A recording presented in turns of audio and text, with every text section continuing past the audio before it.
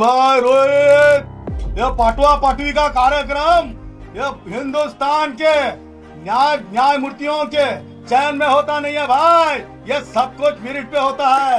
और रोहित पवार को कानून पता नहीं है और कि ये है ना, ये उंगली बताने का काम नहीं करने का, पहले कानून पढ़ने का है रोहित, कानून पढ़ने का।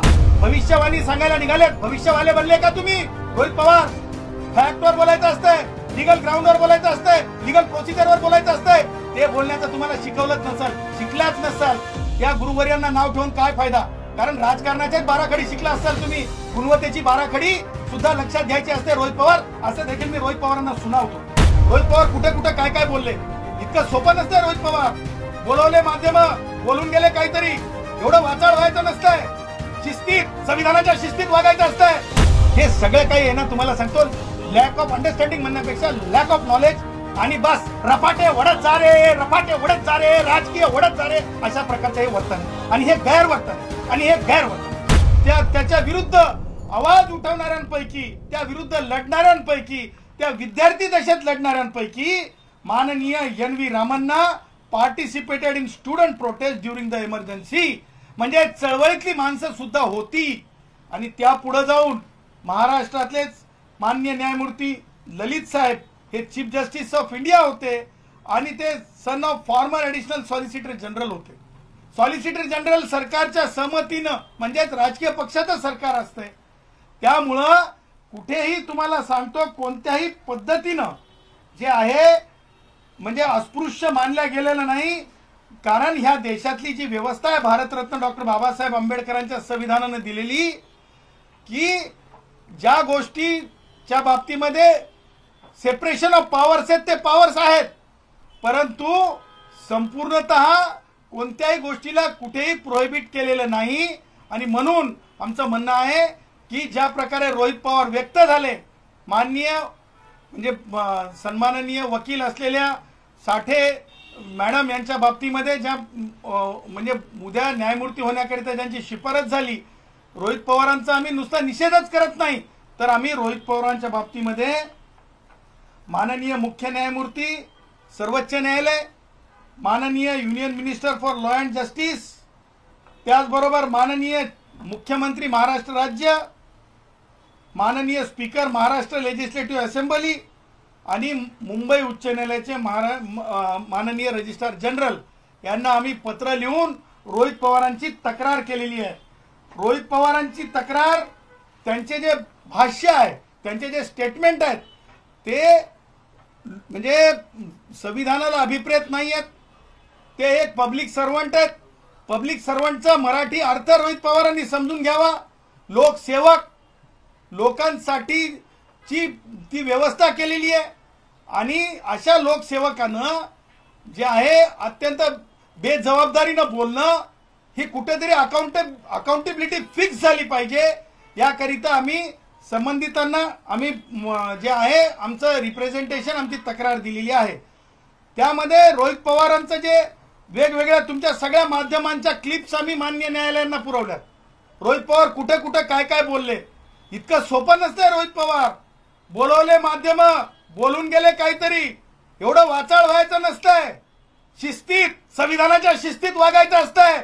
संविधानाच्या शिस्तीच्या बाहेर जाल, मग त्या माननीय वकील साठे असतील किंवा कोणीही या देशाची कन्या असेल, अशा प्रकारे कोणत्याही वकील, महिला वकिलांना, गुणवंत वकील असलेल्या महिला वकिलांना शॉर्ट लिस्टिंग मध्ये अत्यंत उच्च ज्यावेळेस तुमचं मेरिट असतंय, ज्यावेळेस तुमचं स्टँडिंग असतंय, स्टँडिंगचा अर्थ तुम्ही कर्तृत्ववान दिसता, त्याच वेळेस तुमच्या नावांची शिफारशी होतात।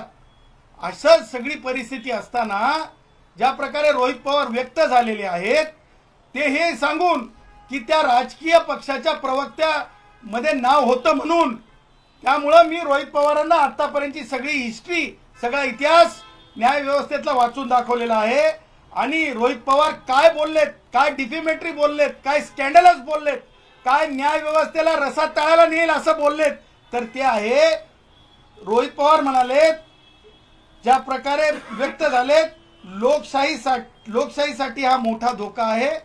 सत्ताधारी पक्षाच्या प्रवक्ते असलेल्या व्यक्तीला न्यायमूर्ती म्हणून नियुक्त करणे हे न्यायव्यवस्थेच्या स्वायत्तेवर आघात आहे। यामुळे जनतेचा न्यायालयावरील विश्वास ढासळू शकतो। काय डेटा आहे रोहित पवारकडे, काय अभ्यास आहे रोहित पवारकडे?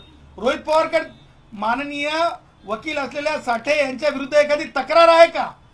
एखाद्या सावित्री आईच्या लेकीला, एखाद्या त्या पुढे जाऊन ज्या लेकीमध्ये म्हणजे आई सरस्वतीची शक्ती ज्ञानाने प्राप्त झालेली असते, अभ्यासाने प्राप्त झालेली असते, आणि अशा युगामध्ये जिथे एक प्रतिष्ठा महिलेला प्राप्त आहे आणि कोणताही इतिहासाचा लेखाजोखा न पाहता, रूल प्रोसिजर न पाहता, कोणत्याही प्रकारचं बंधन नसलेलं न पाहता रोहित पवारांनी एका महिला वकिलाच्या बाबतीमध्ये असं व्यक्त होणे हे अत्यंत निषेधार्ह आहे, अत्यंत निंदाजनक आहे। आणि त्याही पुढे जाऊन न्याय व्यवस्थेमध्ये काय होईल ही सुद्धा भविष्यवाणी सांगायला निघालेत, भविष्यवाले बनले का तुम्ही? रोहित पवार फॅक्टवर बोलायचं असतंय, लीगल ग्राउंडवर बोलायचं असतंय, लीगल प्रोसिजरवर बोलायचं असतंय, ते बोलण्याचं तुम्हाला शिकवलंच नसल, शिकलाच नसाल। त्या गुरुवर्यांना नाव ठेवून काय फायदा? कारण राजकारणाचेच बाराखडी शिकला असाल तुम्ही, गुणवत्तेची बाराखडी सुद्धा लक्षात घ्यायची असते रोहित पवार, असं देखील मी रोहित पवारांना सुनावतो। त्याचबरोबर ते काय म्हणले, केवळ न्यायाधीश होण्याची पात्रता आहे म्हणून थेट राजकीय व्यक्तींना न्यायाधीश म्हणून नेमणे म्हणजे न्यायपालिकेला राजकीय आखाडा बनवण्याचा प्रकार नाही का, असा प्रश्न उपस्थित केलाय रोहित पवारनं। रोहित पवारला मी उत्तर दिले आता की कशा कशा प्रकारे न्याय व्यवस्थेला बदनाम करणे, न्याय व्यवस्थेतील एका उच्च शिक्षित वकील भगिनी जी न्याय व्यवस्थेच्या एका मोठ्या पदावर न्यायमूर्ती म्हणून जाणार, त्यांना कसं डिफेम करणे, डिमॉरलाइज करणे, महिलांना, एकूण महिलांना या प्रकारे डिमॉरलाइज करायचं काम राष्ट्रवादी काँग्रेसच्या गटाकडून, कायम शरद पवारच्या गटाकडून होत आहे। यापूर्वी सुद्धा काय ते जळगाव धुळ्याचे आमदार खडसे, एकनाथ खडसे, ते सुद्धा IAS महिलांच्या बाबतीत असंच बोलले होते। असंच अत्यंत म्हणजे ज्या प्रकारे ते व्यक्त झाले होते ती सुद्धा भाषा अशीच होती महिलांच्या बाबतीतली। आणि आता जे आहे एका महिलेच्या नियुक्तीच्या बाबतीतली भाषा जी आहे, जी बोलली गेलेली आहे माननीय वकील साठे यांच्या बाबतीमध्ये। आणि म्हणून आमचं म्हणणं असं आहे की रोहित पवार असोत की काय ते एकनाथ खडसे असोत, या वाचाळ वीरांना, वीर म्हणता येणार नाही, अशा वाचाळ चांडाळ चौकडींना जे आहे योग्य ते प्रकारे यांची चौकशी झाली पाहिजे। यांच्या हे सगळं करण्यामागचा उद्देश लक्षात आला पाहिजे आणि तिन्ही यंत्रणेनी यांच्या बाबतीत चौकशी केली पाहिजे। न्याय व्यवस्थेतील हे कंटेम्प्टिव्हस आहे, म्हणून माननीय मुख्य न्यायमूर्ती सर्वोच्च न्यायालय, माननीय मुख्य न्यायमूर्ती उच्च न्यायालय, रजिस्ट्रार जनरल यांनी त्याबाबतची चौकशी केली पाहिजे। त्याचबरोबर माननीय सभापती महोदय विधानसभा यांनी सुद्धा रोहित पवारांना नोटीस बजावून अशा प्रकारे न्याय व्यवस्थेतील न्यायमूर्तींच्या हस्तक्षेपावर का ढवळाढवळ करण्याचा प्रयत्न करत आहेत, त्या बाबतीत सुद्धा चौकशी झाली पाहिजे। संविधानिक दृष्ट्या चौकशी होऊन आणि जी कायदा संमत शिक्षा असेल ती रोहित पवारला झाली पाहिजे, अशा प्रकारची मागणी आज आम्ही करत आहोत। त्याचबरोबर आम्ही पुढचा एक कायदा वाचून दाखवू इच्छितो। Nowhere in the supreme court rule म्हणजे माननीय सर्वोच्च न्यायालयाच्या 2013 नियुक्तीच्या कायद्यामध्ये, बार काउन्सिल ऑफ इंडियाच्या कायद्यामध्ये, त्याचबरोबर department of justice guidelines on judicial appointment is there any clause that disqualifies a candidate for being appointed judge solely because of political or ideological association, असं कुठेही सुद्धा नाही आहे। या तिन्ही कायद्यात, सुप्रीम कोर्टच्या रूल मध्ये, बार काउन्सिलच्या रूल मध्ये, डिपार्टमेंट ऑफ जस्टिस गाईडलाईन्सच्या बाबतीमध्ये कुठे सुद्धा तशा प्रकारचं सापडत नाही। एवढंच आहे की जेव्हा तुम्ही न्यायमूर्ती होता त्यावेळेस तुम्ही न्यायिक व्यवस्थेच्या बाबतीमध्ये जी आयसोलेटेड बंधनं असतात की पब्लिकली तुम्ही काही करू नये किंवा पब्लिकली तुम्ही एखाद्या गोष्टीमध्ये तसं इन्व्हॉल्व होऊ नये जे की नाही राजकारणी लोकांसारखं असतं किंवा त्यानंतरच्या प्रक्रियेचा भाग आहे।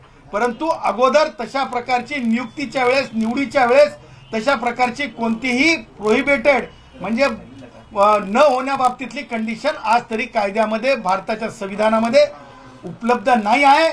म्हणून आपल्या माध्यमातून जनतेच्या न्यायालयात सुद्धा हे कशा प्रकारे एकनाथ खडसे असेल किंवा रोहित पवार असेल यांच्या महिलांच्या उच्च शिक्षित आणि अत्यंत उच्च पदावर जाणार असलेल्या आणि जाणाऱ्या महिलांच्या बाबतीत हे जे काही म्हणजे राष्ट्रवादी काँग्रेस वयोवृद्ध पुढारी शरद पवार यांच्या गटाचे लोक वाचा चांडा चौकडी ज्याला म्हणू शकतो मी आमच्या गुराख्यांच्या भाषेमध्ये, ती जी आहे यांना कुठेतरी चाप बसली पाहिजे, यांच्या जिभेला अत्यंत कायदेशीर लगाम बसला पाहिजे। ह्याकरिता मी आपल्या माध्यमातून तमाम जनतेच्या न्यायालयात यांचा जे आहे यांच्या विचाराचा बुरखा फाडण्यासाठी मी आजची पत्रकार परिषद घेतली आणि मला माहिती आहे की जनतेच्या न्यायालयात सुद्धा या बाबीवर आपल्या माध्यमातून मोठी चर्चा होईल आणि मला माहिती आहे की न्यायालय कोणाच्या जे आहेत अशा प्रकारच्या कुभांड खोट्या तक्रारीवर न्यायिक व्यवस्थेमध्ये शॉर्ट लिस्टिंग किंवा स्क्रुटिनी होत नसते।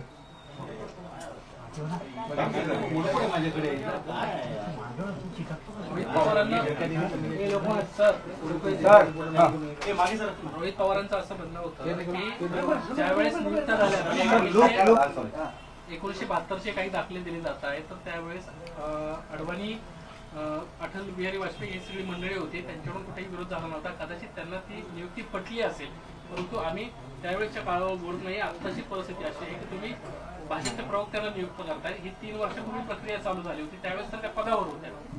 हे भाई रोहित, ये पाटवा पाटवी का कार्यक्रम ये हिंदुस्तान के न्यायमूर्तियों के चयन में होता नहीं है भाई, ये सब कुछ मेरिट पे होता है।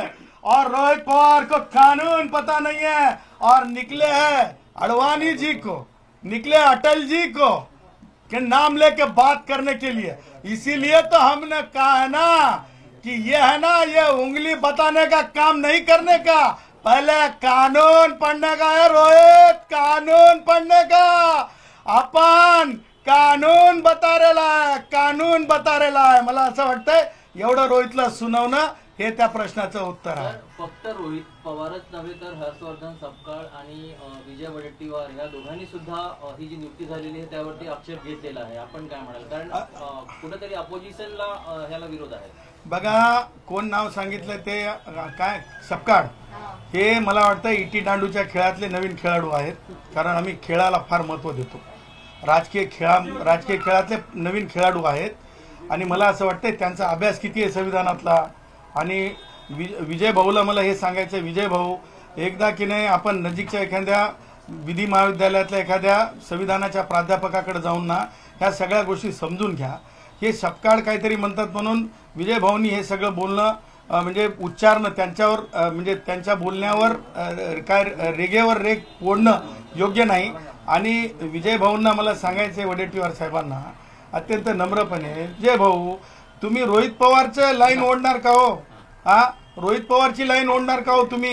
तुम्ही जे संविधानात लिखित आहे ते बघणार का रोहित पवारची लाईन ओढणार? मला असं वाटतंय की हे सगळ्या गोष्टी लॅक ऑफ नॉलेज म्हणजे मराठीत म्हणायचं तर ज्ञानार्जनाच्या कमीमुळे हे जे आहे ते सगळे व्यक्त होत आहेत। परंतु डंके की चोट पे सांगतो, ही झालेली शिफारस अत्यंत कायदेशीर, अत्यंत तुम्हाला सांगतो सुप्रीम कोर्ट रूल्स, त्याचबरोबर जस्टिसच्या बाबतीमध्ये जे निवड समितीचे कायदे आहेत त्याच्या अनुषंगाने आणि भारतीय संविधानाच्या नुसार ही शिफारस झालेली आहे। लक्षात ठेवा, मी तुम्हाला सांगितलं की प्रत्येक वकील जो न्यायमूर्ती होण्याच्या आधी असतो तो कोणत्या ना कोणत्या राजकीय पक्षाच्या केसेस चालवत असतो। त्याच्यामुळे असं समजायचं का की तो वकील त्या वकिलाने न्यायदान करू शकत नाही आणि प्रत्येक वकील जर कोणत्या ना कोणत्या राजकीय पक्षाशी संबंधित असेल किंवा तो त्या राजकीय पक्षाचा वकील असेल तर सगळ्यांनाच अस्पृश्य समजून बाजूला करायचं का? कारण अशा प्रकारे अस्पृश्य समजा किंवा अस्पृश्यता डोक्यात ठेवा अशा प्रकारचा कायद्यात कुठेही म्हणजे हे लवलेश नाहीये आणि त्याच्यामुळे ही सगळी मंडळी अस्पृश्य डोक्याने विचार करत आहेत जे की प्रोहिबिटेड आहे, चौकडी आहे, जे की चौकडी आहे, अस्पृश्य विचार आहे, अस्पृश्य विचार आहे।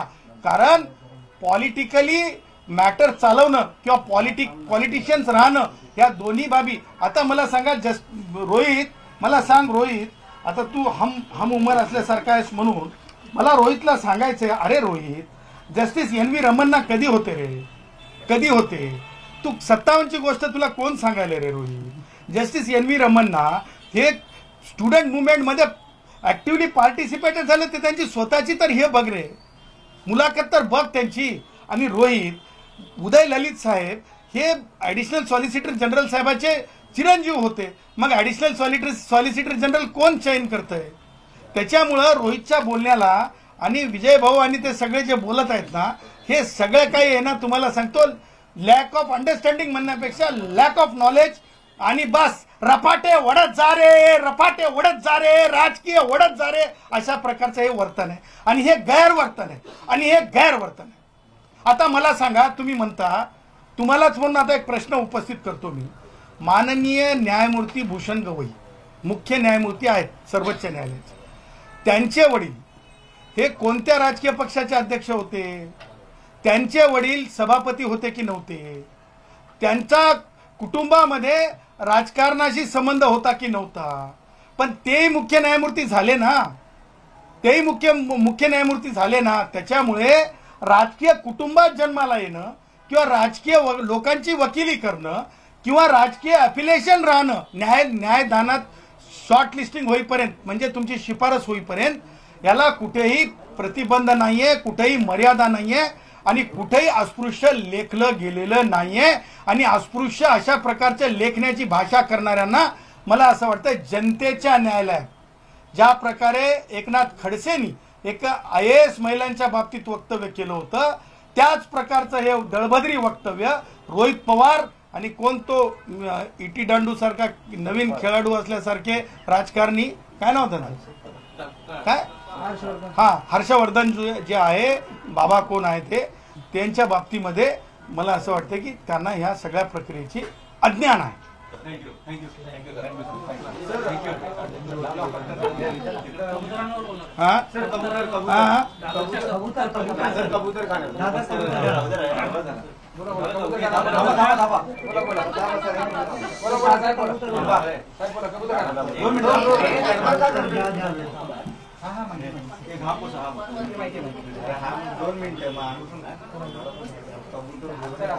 अरे बघा, एक सांगा, एक ध्यानात ठेवा, ही कष्टकऱ्यांची प्रेस आहे. ही गुणवंतांच्या कोणाला म्हणजे त्रास होणे याच्यासाठीची प्रेस आहे. ही काही ते काय म्हणतात ते बाजूला यशवंतराव चव्हाण, काय ते काय ते यशवंतराव चव्हाण, ते ट्रस्ट आहे, परंतु ते गरिबांसाठी कमी आहे. उच्चभ्रू श्रीमंतांसाठीच्या कार्यक्रमांसाठीची जागा नाही आहे. ही सामान्य टॅक्सीवाले, ड्रायव्हरवाले, दिहाडी मजूर, त्याच्यासाठी इथं घाम येणारच. इथं एसीची व्यवस्था नाही आहे. वरून एक संघर्ष निर्माण झाल्याचं पाहायला मिळते. आज महिला बांधव रस्त्यावर उतरले होते आणि त्यांना अक्षरशः महापालिकेनं जे कंपाऊंड त्या ठिकाणी केलं होते उकरून टाकल्याचं पाहायला मिळालं. काय एकंदरीत या प्रकरणाबद्दल वाटतं? मैं ये कहूंगा भाई, हमारे जैन भाइयों ने बुद्धिज्म में हो या जैनिज्म मध्ये असो, बुद्धिज्म मध्ये, जैनिज्म मध्ये, त्याचबरोबर प्रभू श्रीरामांच्या विचारांमध्ये मला असं वाटतंय पशु प्राण्यांवर, पक्ष्यांवर प्रेम करणं हे अत्यंत म्हणजे आवश्यक आहे.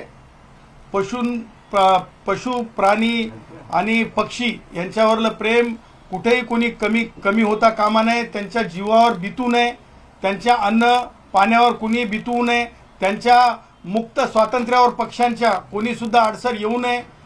कारण मी जे आहे अत्यंत फिलॉसॉफिकल मांडत आहे.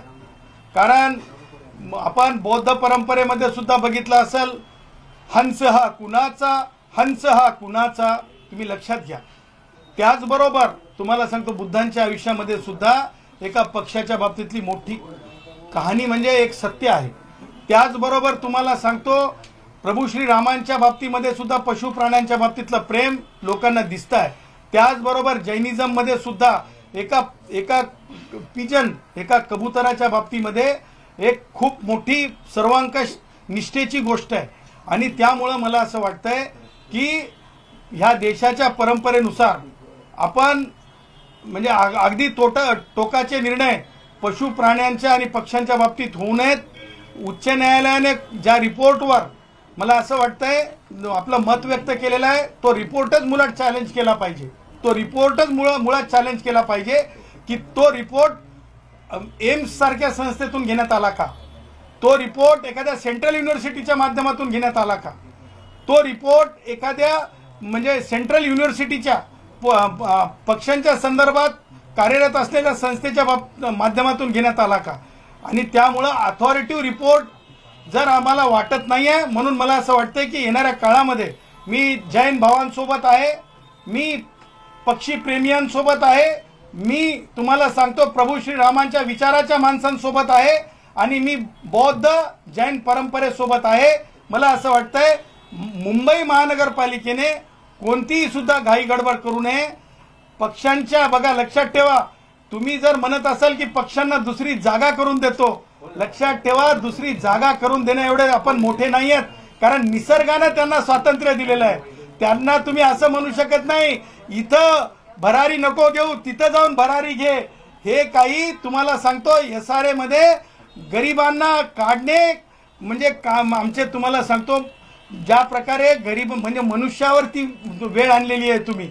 महापालिकेच्या काही कारभारावर मला प्रश्नचिन्ह उपस्थित करायचे आहेत.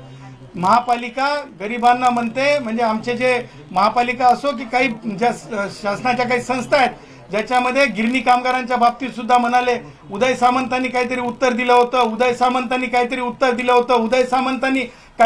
दिलं होतं, म्हणे ते खटाव मिल की आणखीन कोणती एक मिल आहे आमची, त्याच्यातले 1000 लोकांना इथं घर आणि 3000 लोकांना म्हणे काहीतरी याला जा, कुठे ते मुंबईच्या बाहेर. त्यामुळे तुम्हाला सांगतो माणसावर तर आपण की नाही गावाच्या बाहेर काढायचं सुरू केलं. आता पक्षांवर सुद्धा तसा अन्याय करू नका. पक्षांचं मुक्त स्वातंत्र्य राहिलं पाहिजे, ते मुक्त स्वातंत्र्य अबाधित राहिलं पाहिजे. हा देश बुद्धांचा, हा देश प्रभू श्रीरामांचा, हा देश भगवान महावीरांचा देश म्हणून ओळखला जातो. जगामध्ये अशा क्रूरतेमुळे देशाचं नाव खराब होऊ नये आणि मला असं वाटतं की सखोल अभ्यासापूर्वी अशा प्रकारे कोणत्याही पशु प्राण्यावर किंवा पक्षावर अन्याय होता कामा नये. मी जैन भावांसोबत आहे, डंके की चोट पे मी जैन भावांसोबत आहे. विधान परिषदेमध्ये हा विषय सत्ताधारी पक्षाचे आमदार मनीषा कायदे यांनी मांडला होता. त्यांचं असं म्हणणं होतं की त्या प्राणीशास्त्राच्या अभ्यासक आहेत आणि एक सगळा अभ्यासानंतरच ही गोष्ट लक्षात आलेली आहे की फुफ्फुसांचे जे आजार आहेत ते होऊ शकतात. चित्रा वाघच्या सत्ताधारी पक्षाचे आमदार आहेत, त्यांना त्यांची आजी वारली याचं देखील सभागृहामध्ये ऑन रेकॉर्ड उदाहरण दिलेलं आहे. त्यामुळं तो कबूतर कानातीतून हलवला गेला पाहिजे अशा पद्धतीची मागणी केली. त्यानंतर सरकारनं कबूतर खाण्यासंदर्भामध्ये निर्णय घेतला होता. बघा, सन्माननीय दोन्ही आमदार यांची व्यक्तिगत मतं होती ती, आणि अथॉरिटिव्ह कशाला म्हणतो तर आपण गठीत केलेल्या कमिटीच्या रिपोर्टपेक्षा आपण वेटरनरी सायन्सेसशी संबंधित त्या म्हणजे पशु पक्ष्यांच्या बाबतीतल्या एखाद्या विभागाच्या मार्फत किंवा एम्सच्या मार्फत किंवा एखाद्या म्हणजे आपण जे उदाहरण देतात की फुफ्फुसाचे आजार कशाने होत नाही. तो तुम्ही एकसारखं AC मध्ये जरी राहिलात तरी फुफ्फुसाचे आजार होतात. एकसारखं AC मध्ये जर तुमचं आयुष्य जर बसलं ना तर नुसते फुफ्फुसाचे आजार होत नाही तर तुमचे हाडं सुद्धा ढिले होतात. तुमचे फुफ्फुसाचे आजार तर सोडाच. त्याचबरोबर तुम्हाला सांगतो आज गाड्या मोटरसायकलमुळे सुद्धा तुम्हाला त्या प्रदूषणाचे सुद्धा तुम्हाला फुफ्फुसाचे आजार होतात. सांगायचं तात्पर्य सन्माननीय दोन्ही आमदार महोदया जे आहेत त्यांनी व्यक्तिगत मतं व्यक्त केलेली आहेत. न्यायालयाने एका रिपोर्टला आधार केलेला आहे. या दोन्ही गोष्टीचं गांभीर्य लक्षात घेता माननीय सर्वोच्च न्यायालयाकडे जावं राज्य सरकारनी, आणि त्याचबरोबर हे जर अथॉरिटिव्ह नसेल तर तो जो रिपोर्ट आहे तो रिपोर्ट सुद्धा माननीय राज्य सरकारने चॅलेंज करावा अशी विनवणी मी लॉ अँड ज्युडिशरीचे सेक्रेटरी माननीय श्री शुक्ला साहेबांना करतो राज्य शासनाच्या, त्याचबरोबर मुख्य सचिवांना करतो, त्याचबरोबर दोन्ही उपमुख्यमंत्र्यांना आणि माननीय मुख्यमंत्री देवेंद्रजींना सुद्धा करतो की रिपोर्ट चॅलेंज करा. या देशाची जी गरिमा आहे, या देशाचं जे चित्र आहे, ज्या देशाचं जे फेस आहे, ज्या देशाची जी आयडियोलॉजी आहे ही बदलता कामा नये. दोन्ही आमदार महोदयांना ज्या आहेत ज्यांनी व्यक्त केलेले आहेत त्यांना मी परत असं म्हणेल की त्यांनी त्यांच्या विचारामध्ये रिव्ह्यू करावा. भारतीय जनता पार्टीच्या माजी प्रवक्त्या आरती साठे यांची मुंबई हायकोर्टात न्यायाधीश पदावर नियुक्ती झाली आहे. मात्र विरोधकांनी या निवडीवर आक्षेप घेतलाय. ज्येष्ठ विधितज्ञ गुणरत्न सदावर्ते यांनी साठे यांना होत असलेल्या विरोधाबाबत विविध संबंधित अधिकाऱ्यांकडे तक्रार केली आहे. राष्ट्रवादीचे आमदार रोहित पवार यांनी सर्वप्रथम यावर भाष्य केलं होतं. याबाबत सदावर्ते यांनी नेमकं काय म्हटलं आहे ते सविस्तर जाणून घेऊयात. गुणरत्न सदावर्ते यांनी याबाबत बोलताना म्हटलंय की आरती साठे मॅडम या वरिष्ठ असून त्यांचे ज्ञानार्जन परिपूर्ण आहे, त्याचबरोबर त्यांचा स्टँडिंग अत्यंत चांगला आहे. अशा व्यक्तीला न्यायदानापासून रोखणे, एखाद्या महिलेला, सावित्रीताईच्या लेकीला, मा जिजाऊंच्या लेकीला, मा रमाईच्या लेकीला उच्च पदावर जाण्यापासून रोखण्याचं कृत्य, न्याय व्यवस्थेत ढवळाढवळ केल्याचं कृत्य रोहित पवार यांनी केलंय. रोहित पवारांना समजलं पाहिजे की ते पब्लिक सर्वंट आहेत, ते त्यांच्या काकांसारखे वयोवृद्ध नाहीत. या गोष्टी त्यांनी अगोदर ज्ञानार्जन केल्या पाहिजे. 1957 पासून शेवटच्या न्यायमूर्ती रामण्णापर्यंत आपण पाहिलं आहे, सगळे वकील आहेत. त्यामुळे केवळ आणि केवळ काही राजकीय हेतूने तुम्ही काहीही तरी ट्विट करून लोकांमध्ये जिवंत राहावं यासाठी धडपड करणं अयोग्य आहे. पुढे बोलताना गुणरत्न सदावर्ते म्हणाले की आम्ही माननीय मुख्य न्यायमूर्ती, रजिस्ट्रार, मुख्यमंत्री, सभापती महोदय यांना तक्रार देऊन याबाबत कळवलं आहे. रोहित पवारांवर उचित कारवाई झाली पाहिजे आणि न्यायालयाने या बाबी गांभीर्याने घेतल्या पाहिजेत. रोहित पवार यांनी ट्विट करून याबाबत म्हटलं होतं की सार्वजनिक व्यासपीठावरून सत्ताधारी पक्षाची बाजू मांडणाऱ्या व्यक्तीची न्यायाधीश म्हणून नेमणूक होणं म्हणजे लोकशाहीवर केलेला सर्वात मोठा अपघात आहे. याचा भारतीय न्याय व्यवस्थेच्या निपक्षपणावर दूरगामी परिणाम होईल. केवळ न्यायाधीश होण्याची पात्रता आहे म्हणून राजकीय व्यक्तींना न्यायाधीश म्हणून नेमणं म्हणजे न्यायपालिकेला राजकीय आखाडा बनवण्याचा प्रकार नाही का? सत्तेवर कुणाचा अंकुश निर्माण होऊन सत्तेचं केंद्रीकरण होऊ नये, तसेच चेक अँड बॅलन्स राहावा यासाठी संविधानात सस्पेरेशन ऑफ पॉवरचं तत्व अवलंबलं आहे. राजकीय प्रवक्त्याची न्यायाधीशपदी नियुक्ती म्हणजे सेपरेशन ऑफ पॉवरच्या तत्वाला आणि पर्यायाने संविधानाला हरताळा फासण्याचा हा प्रयत्न नाहीये का?